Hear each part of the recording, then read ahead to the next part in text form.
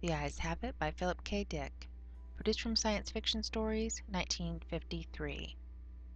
A little whimsy now and then makes for good balance. Theoretically, you could find this type of humor anywhere, but only a top-flight science fictionist, we thought, could have written this story in just this way. It was quite by accident I discovered this incredible invasion of Earth by life forms from another planet. As yet I haven't done anything about it. I can't think of anything to do. I wrote to the government, and they sent back a pamphlet on the repair and maintenance of frame houses. Anyhow, the whole thing is known. I'm not the first to discover it. Maybe it's even under control. I was sitting in my easy chair, idly turning the pages of a paperbacked book someone had left on the bus, when I came across a reference that first put me on the trail. For a moment I didn't respond. It took some time for the full import to sink in. After I'd comprehended, it seemed odd that I hadn't noticed it right away. The reference was clearly to a non-human species of incredible properties not indigenous to Earth. A species, I hasten to point out, customarily masquerading as ordinary human beings. Their disguise, however, became transparent in the face of the following observations by the author. It was at once obvious the author knew everything, and was taking it in his stride. The line, and I tremble remembering it even now, read, "His eyes slowly roved about the room." Vague chills assailed me. I tried to picture the eyes. Did they roll like dimes? The passage indicated not. They seemed to move through the air, not over the surface.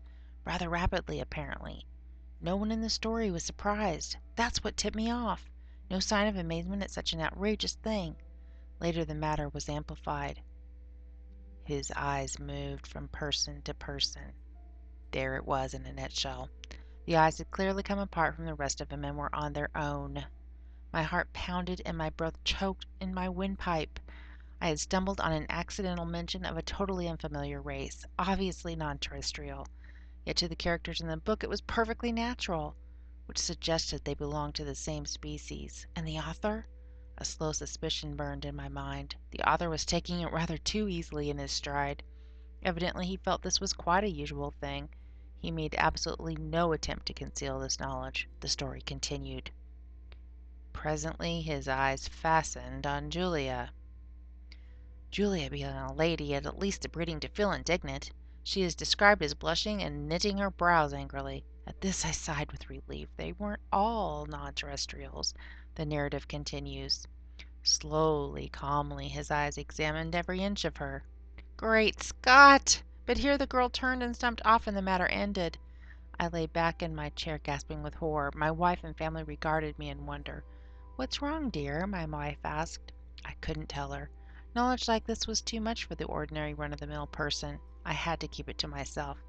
"Nothing," I gasped. I leaped up, snatched the book, and hurried out of the room. In the garage I continued reading. There was more. Trembling, I read the next revealing passage.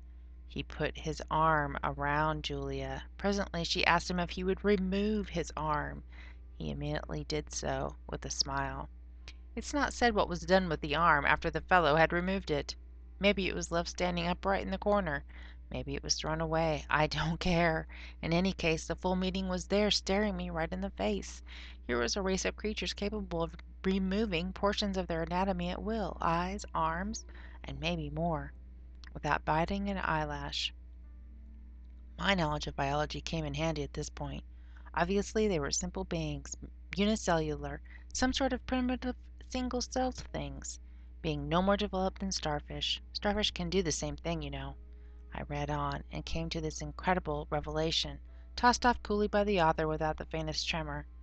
Outside the movie theater, we split up. Part of us went inside, part over to the cafe for dinner. Binary fission, obviously. Splitting in half and forming two entities.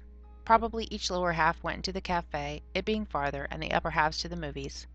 I read on, hands shaking. I had really stumbled onto something here. My mind reeled as I made out this passage. "I'm afraid there's no doubt about it. Poor Bibney has lost his head again," which was followed by, "and Bob says he has utterly no guts." Yet Bibney got around as well as the next person. The next person, however, was just as strange. He was soon described as totally lacking in brains. There was no doubt of the thing in the next passage. Julia, whom I thought to be the one normal person, reveals herself as also being an alien life form, similar to the rest. Quite deliberately, Julia had given her heart to the young man. It didn't relate what the final disposition of the organ was, but I really didn't care. It was evident Julia had gone right on living in her usual manner, like all the others in the book, without heart, arms, eyes, brains, viscera, dividing up in two when the occasion demanded, without a qualm. Thereupon she gave him her hand. I sickened. The rascal now had her hand as well as her heart. I shuddered to think what he's done with them by this time. He took her arm. Not content to wait, he had to start dismantling her on his own. Flushing crimson, I slammed the book shut and leapt to my feet, but not in time to escape one last reference to those carefree bits of anatomy whose travels had originally thrown me on the track. Her eyes followed him all the way down the road and across the meadow. I rushed from the garage and back inside the warm house, as if the accursed things were following me. My wife and children were playing Monopoly in the kitchen. I joined them and played with frantic fervor, brow feverish, teeth chattering. I had had enough of the thing. I want to hear no more about it. Let them come on. Let them invade Earth. I don't want to get mixed up in it. I have absolutely no stomach for it. This ends The Eyes Have It by Philip K. Dick.